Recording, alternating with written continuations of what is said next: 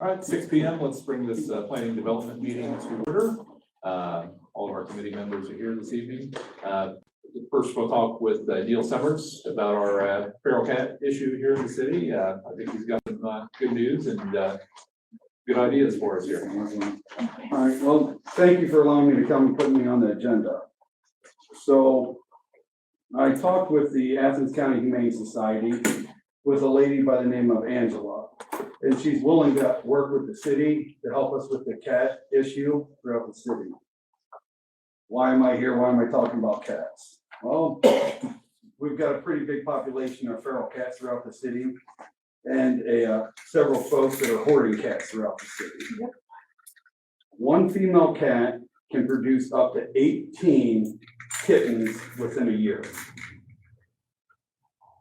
With that comes diseases and a lot of inbreeding and mutations and things like that. Not a good thing. So when I was talking with Athens, Humane Society, came up with 3 major barriers. The first being information in the law. People don't know where to get the information, nor do most people know the law. If you feed a stray cat, you take ownership of that animal. And cats, if the Humane Society catches them and has them spayed or neutered, they have to re-release them to the same spot, to the same people. Otherwise, that's animal abandonment and it's against the law. And a lot of folks just don't know where to go to get help. Folks that want to get cats spayed and neutered, they don't know where to go to get help. Second big barrier was people being willing to do it. So we have some people, well, let me come back here. In order for the Humane Society to come in and take the cat, spay and neuter it, you've got to sign off on paperwork. Some folks are unwilling to do that. Some folks are unwilling to pay, and some folks that hoard cats in our city don't believe in getting them spayed and neutered. And a third major barrier is money. Some folks don't have the money to get animals that are even dropped off at their homes spayed and neutered. And some folks that are feeding stray cats, even though they've taken ownership, are unwilling to pay. So I've come up with some possible solutions for these. First one, Athens Humane Society, volunteers can pass out flyers to people to inform people. They can pass out web pages. We can come up with something to get the word out on where you can go for help, what the law is. Second, this is why I'm here tonight, to have the city develop an ordinance that works with folks on getting the issue fixed. It's my understanding we have an ordinance now, but it's not the best. So what we have to understand is the cat issue can't be fixed overnight. And the ordinance has to reflect that, because it is against the law to take a cat and not release it back where you got it. So if I have 20 cats in my home, I get all 20 cats spayed and neutered, guess what? Tomorrow, I'm still going to have 20 cats in my house. The cool thing is those 20 cats aren't going to produce 18 offspring each if they're all females. So it's got to be written in a manner that understands it's going to prevent the issue from getting worse, but it's going to take a little while to get rid of the cats. So, and Angela with Athens County Humane Society is willing to come and work with the city to help develop an ordinance that works best for the city, best for the cats, and best for the folks that have the cats. Looks like I had a lady just text me and tell me that it costs $50 through the Humane Society. It does. I got that. Go ahead, sorry. Go ahead. I'm not going to steal your thunder. Yeah. Go. No, it does. It costs $50. But you know what it costs to the veterinarians? Yeah. Oh, 400 probably. Well, much more. It depends. So pretty much, I'm coming to the city for 2 reasons. One, to ask that we develop an ordinance so when somebody is reported as their animals being a nuisance, these cats, they're hoarding cats, the people that are unwilling to get the cats fixed, they're forced to start working on fixing the issue. Because we know the issue can't go away overnight, but we can tell them you've got to be working with somebody to fix the issue, AKA the Athens County Humane Society, right? Brings me to the third barrier. Everybody has this as a barrier, money. All right. As Tony pointed out, it costs $50 to have a cat spayed or neutered, all right? But if we get one cat spayed or neutered, it's preventing for a female at least 18 offspring. For a male, who knows? Depends on where it's going. So with that, I'd like to ask the city to allocate $2,000 over a 5-year period, $2,000 each year for 5 years to help eradicate the cat issue. So with that, it's not, okay, I want to get my cat spayed and neutered, I come down here. It's once there's a nuisance problem reported to the city and or Athens County Humane Society says, hey, we're working on a huge cat population in the city of Nelsonville in this one area. Can you guys help cover the cost of spaying and neutering? And that's where that $2,000 would be allocated to over a 5-year period, $10,000 in total. What's that gonna get us? That's great. Off those original 40 cats, in 1 year, it would eliminate 720 cats. Over a 5-year period, it would do 3,600. And that's just off of those original, not counting their offspring. So the flyer I passed out to everybody has what you're gonna have, if you look down there on the 5th line, in a 5-year period, one cat and her offspring can produce 11,801 cats. That's an awful lot of cats. And over a 5-year period, if we allocate $10,000, $2,000 per year, we can prevent that. So that's. Did the Humane Society, didn't they do like a free clinic once? So- Where you could take your cats Low to cost, it was low cost. It's, I don't know if it was free. Okay. yeah, it's low cost and there's gotta be so many cats for that to happen. And Angela can speak a lot better on that. And maybe that's what we wanna do with some money is Just maybe bring them to town. Bring them in. or- but the problem with that is we're getting domesticated animals a lot. And the goal that I'm kind of looking at is eradicating the feral cats Mhm. and the homes that stockpile cats. Because there's some homes in town that have 15, 20, 30 feral cats Yeah, living in their anybody who house. sets food out on their porch. There- Yes. Track them. There's a house right there on Jefferson. Exactly. So those are the people I'd like to target because those are the ones that are carrying diseases. Those are the ones that are inbreeding. And unfortunately, a lot of these cats are so sick, you know, in these pockets of population that they're not gonna live very long, but they're gonna live long enough to spread disease. And maybe reproduce 1 or 2 litters. And we've got a bad cat problem now. I would like to see it not get any worse. And that's where that 2,000 a year would come in, is to, in 5 years, we can look down the road and say, well, we stopped these many from being born, but we're also down this many cats throughout the city. You have to live trap them, right? Correct. Yes. They said this would be complaint based, is that correct? Yes, and or if somebody reaches out to the Athens County Humane Society and that person, let's say I've got an elderly mom in town. I come down to visit her, I walk in the door, she's got 50 cats running around everywhere. She's unable to take care of herself, she's not able to take care of the cats. So I call the Humane Society and say, hey, my mom's got 50 cats in her house. I don't even know where all these came from. She can't afford to get them fixed. Can you help? Then Athens County Humane Society calls the city of Nelsonville and says, hey, I've got a cat infestation. Can you help cover the cost of some of these cats? We look at the budget. We say we still got $1,000 left in that $2,000. We can allocate $500 to get these cats fixed. And we get as many fixed as we can. What is that per cat? Per cat is $50. So That's that the would question. be 200 cats? No. 50 cats. 10 cats is For 40, 2,000 would cover 40 cats a year. I'm glad you don't reply. Lord. It's just. What about the person that likes cats, takes care of the cats, that has a bunch of cats? And their neighbor says, well, I don't think they should have that many, so now there's a complaint, what do you do about those people? So I don't personally have a problem with those people as long as their cats are spayed and neutered. The whole point is preventing the spread. Yeah, the spread of cats. If you But- own 50 cats and you can take care of 50 cats, and it's not destroying your home and they're spayed and neutered, that's perfect. but to those people, those cats, to them are their children. Yes, I agree. So why are when we go out here and now we start telling everybody you can only have so many kids, you can have so many dogs? No, that's. Why are we trying to limit what somebody can get out of enjoyment from the number of pets they have?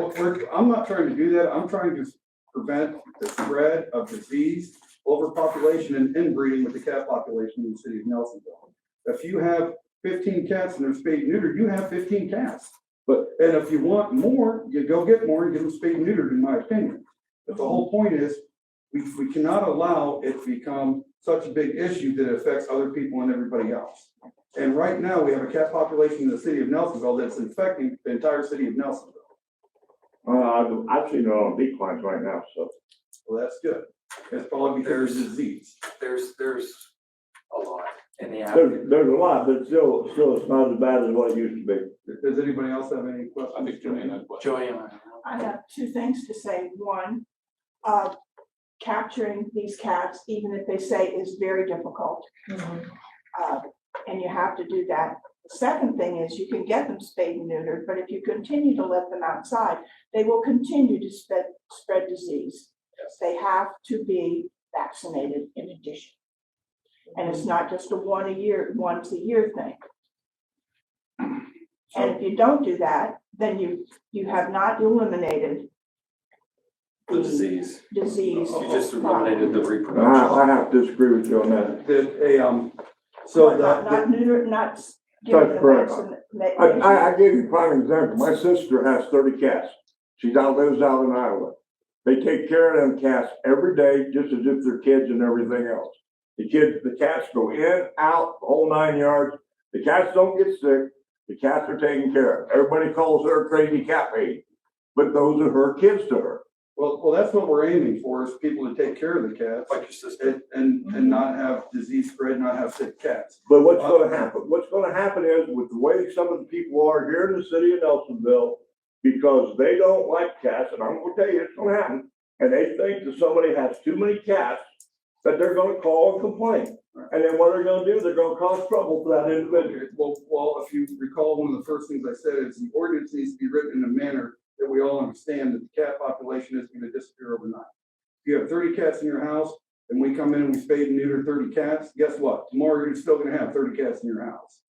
Well, for at least 15 to 16 years or longer. But then again, maybe they want them to reproduce and have more than 30 cats. I mean, why are we limiting? Well, but I'll leave that up to the health folks and see how healthy that is. Any other questions? What do you got, Craig? Yeah, so, concerning the health, you're gonna cage travel, there'll be cage. So travel, right? what it is if you reach out to the Athens County Humane Society, they come in and they live travel. Right. They'll- So, And Angela could speak more. She's out of state right now, that's why Right. I'm here and she's not. okay, well, then my question is, if the cat is not well, They'll let you know. okay, And then that would be up to other folks to decide on what needs to happen. okay. The next is, once you catch the cat, you spay and neuter it. If the cat's caught again, it's kind of duplicating the cost. once it's No, indicated. no, No, go ahead. hold on. So will there be some kind of identification on the cat once it's spayed or neutered? There'll be a star. Well, actually, I read on that, they put a notch in. the They cat. do. See, You're that's what I'm 100% correct. They do not. Okay, You are that- right. that's what Thank I you. was going. I've read a little, just a little, I don't know as much as Neil. Right, that's why I'm asking. Or they could have gotten into a big fight, Right. Okay, but perfect, yeah. thank you. So why is it only determined if somebody's got a bunch of cats that they get? Let's say Joanne's got 30 cats and they're running crazy and everything else. And let's say Nancy's got 2 cats and she loves her cats, but they get outside and you never know if they're going to get pregnant. Why are we not going to pay? Well, no, if she wants hers done, why are we not going to pay for that? But we're going to pay for this. Well, here's the deal. And the reason why money's an issue is because not everybody can afford it. Right. And So that's what I'm saying. but If she because- can't afford it, so- if she can't afford it, so she's never done it. Well, she can file and request it then. But the thing is we can't afford as a city to pay for every cat within the city to get fixed. I have 3 cats. I've paid to have all 3 of my cats spayed and neutered. I could afford it. Not everybody can. And that's what I'm saying. So this is a first step in getting to that point.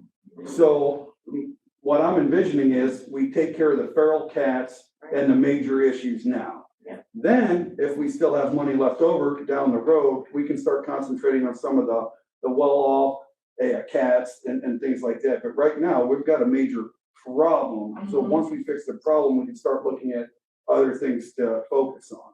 And if we look at it, I mean, we're talking about 40 cats a year. So, yeah, I That's think starting. there's plenty of feral cats out there we can find without having. I understand. Yeah. There's more than 40 in one house that I know. Right. Yes, ma'am.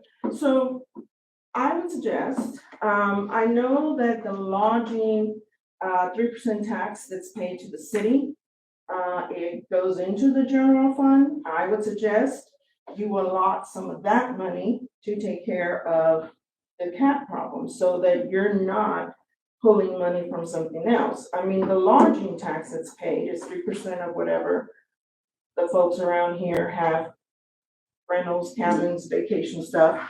So I know that money comes into town and it then goes into the general fund that is just there to do generally, I guess, whatever needs to get done. Yeah, I thought that went to the economic development fund. Yeah. It's supposed to be for the economic development fund, but that goes to the county. So Athens gets 3% Well, Okay. the city gets, So I think we have. and Nelsonville gets 3%. Right, but I think we have a line item, I'm not sure it goes into the general fund.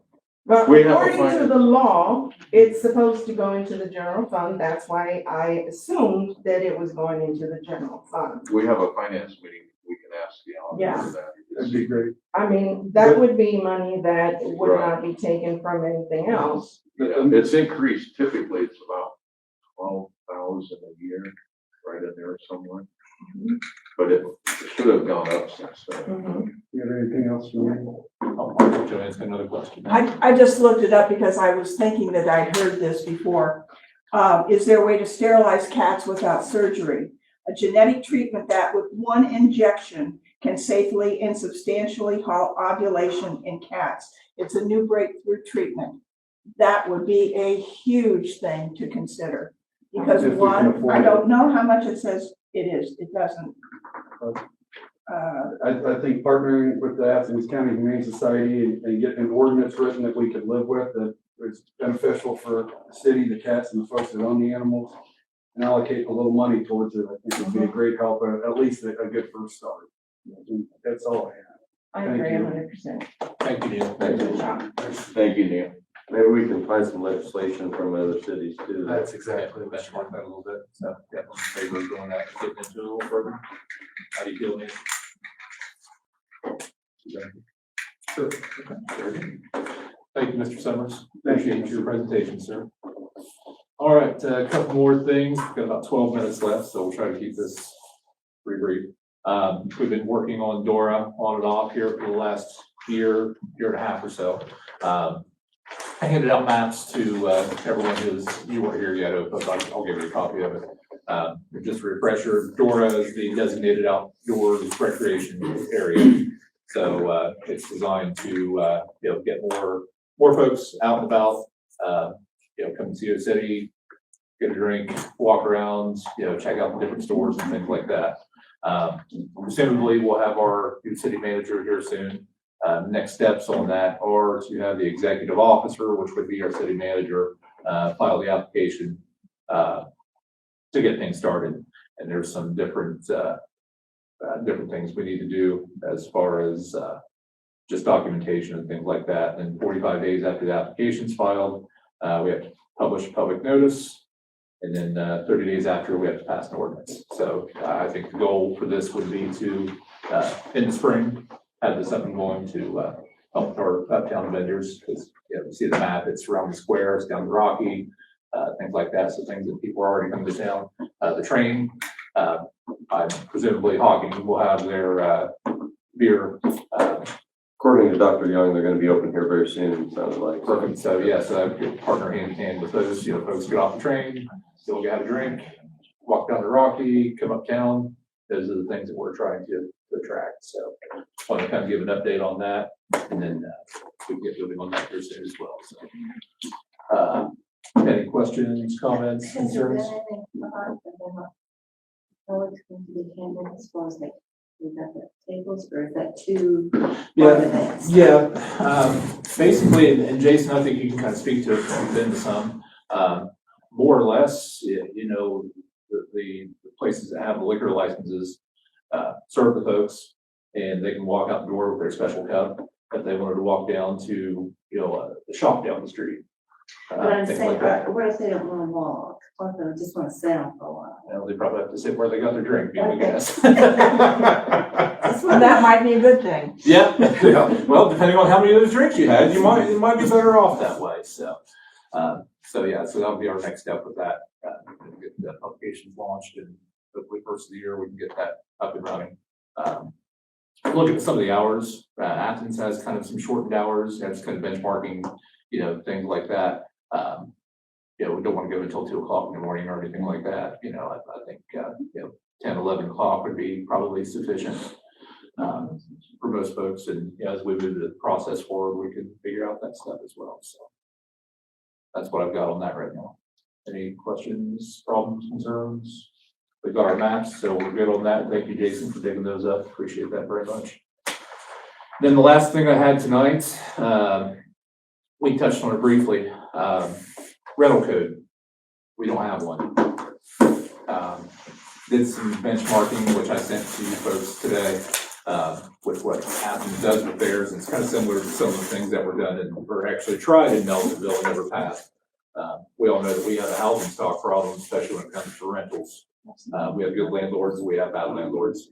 And it's, if we want to attract people to live in Nelsonville and thrive here and bring their money here, obviously our housing stock needs to be top notch, or at least livable. And we've all seen the horror places, you know.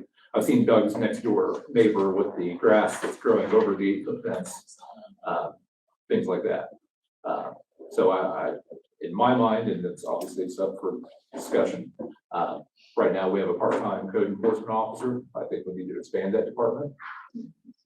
I think it needs to stop being complaint-based. I think we need to start doing inspections on rentals.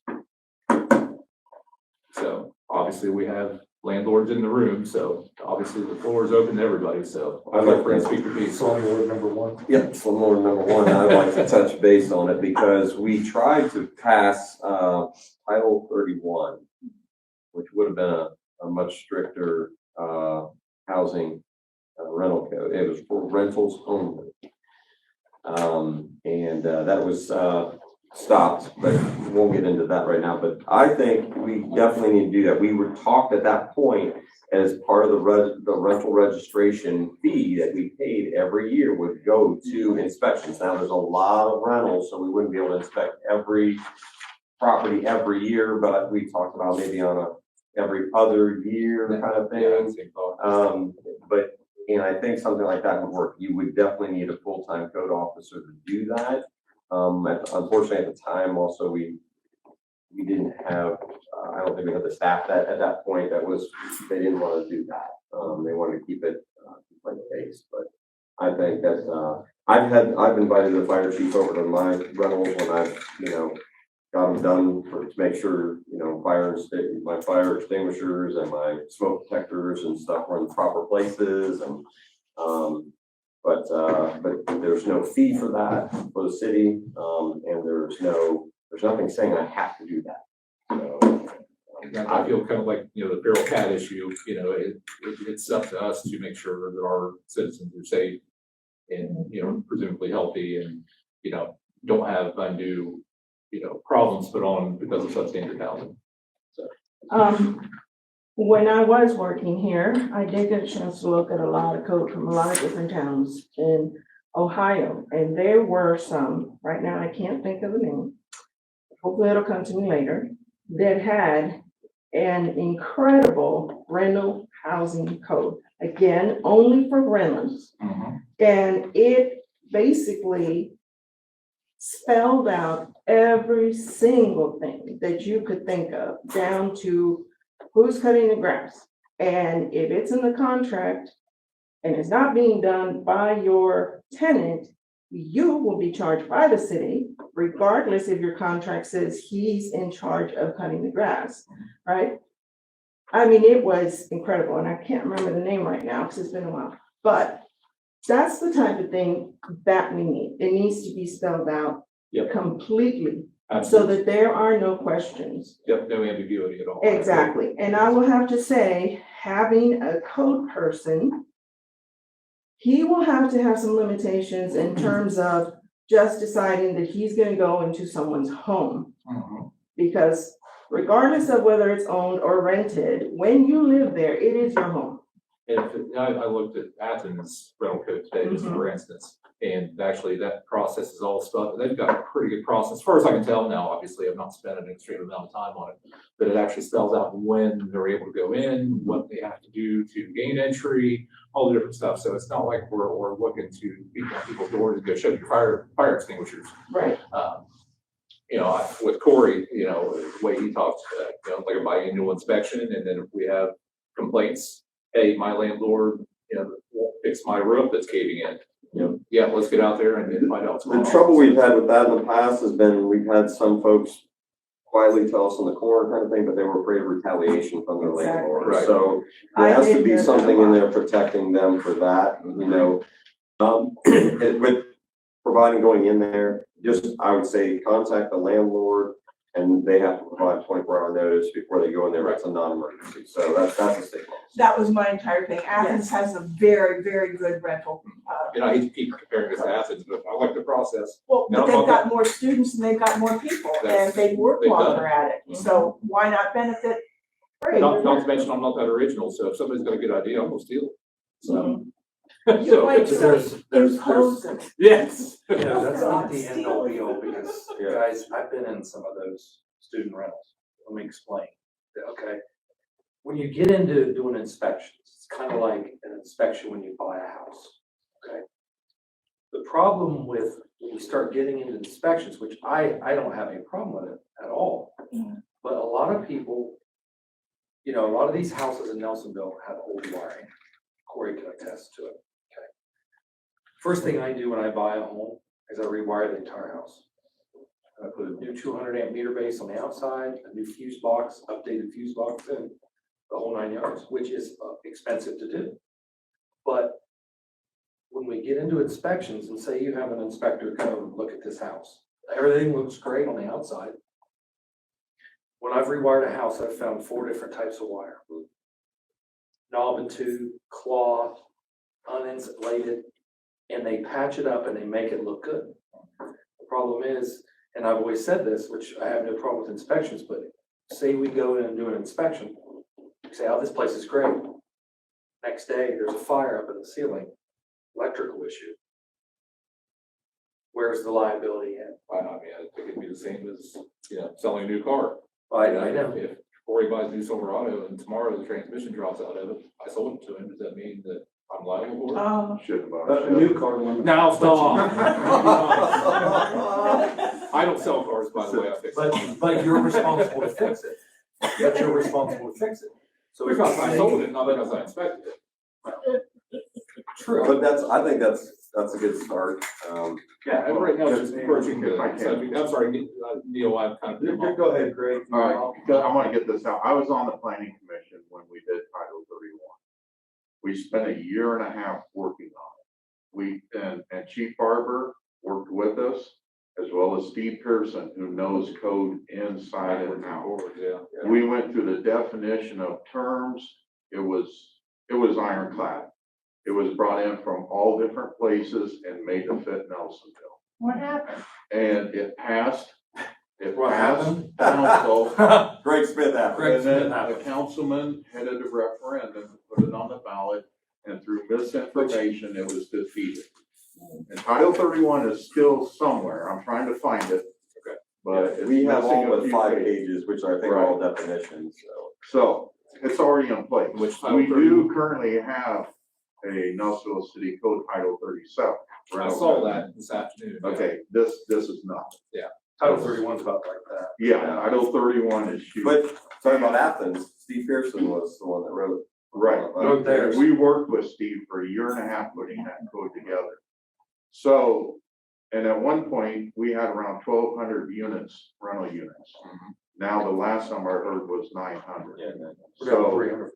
yeah, and I don't believe we're collecting The all problem the is I don't fees. think people are reporting them as rentals either. Right, we're not collecting all the Just fees. one second. I wanna finish up because we're about out of time. Yeah. Well, we are, Currently, we have one part-time code officer. right. We're definitely gonna need more people in code and trained. And if you remember, I brought up that there was no training for the current code officer. Correct. He was put in the office, handed a laptop and a book and said, here you go. If So- I may interject, I did set up training for him while I was there. I'm talking about beforehand. When he took the job, his job description was nothing. And Right, I have the job description. right, mine wasn't either. No, yours was not, and I brought that up too. Exactly, but he Sir. did have the opportunity to learn. He chose not to. I set We're not up gonna get into training. that. I don't believe we're gonna get. All right, into let's that. get finished up here. Yeah. Neil, I'll let you have closing comments. sir. Thank you for allowing me to talk yet again. Anytime. One big thing, Athens does have a great code, but they've done some things wrong that I think we could improve on when we look at that. Sure. But one thing, as a landlord myself, that I'd like you to consider is put the landlord safety in there when you come up with things. So in the past, and I'll give you a perfect example. You rent to somebody, they're a great tenant, they're great for a couple of years.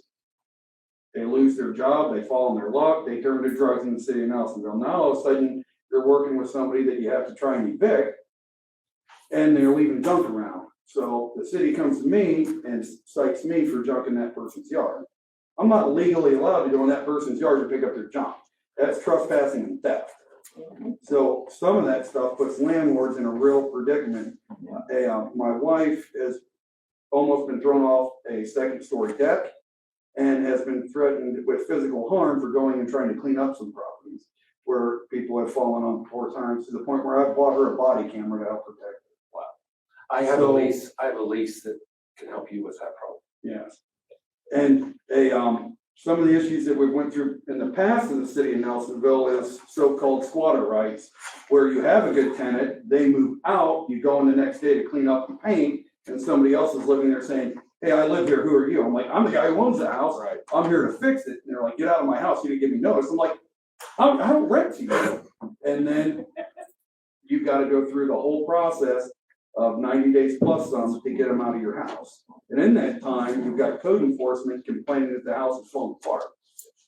So it's tough both sides. As we work through this, the council, I'd like to have your and then anyone else's input on that as well. Because obviously you have a, more unique view on things. Me, I just live here, so. Well, thank you very much, and thank you for your time. We'll see a little bit. All right, does anyone else have anything this evening? Sir? As a concerned citizen, not on the committee, I would like to ask you as a committee to ask the council that we do one of two things with code enforcement, either return it to a full-time position or hire a second code enforcement part-time position and start enforcing the code. And whatever training requirements there are, whatever the training need is, let's pay for it and get it done. Agreed.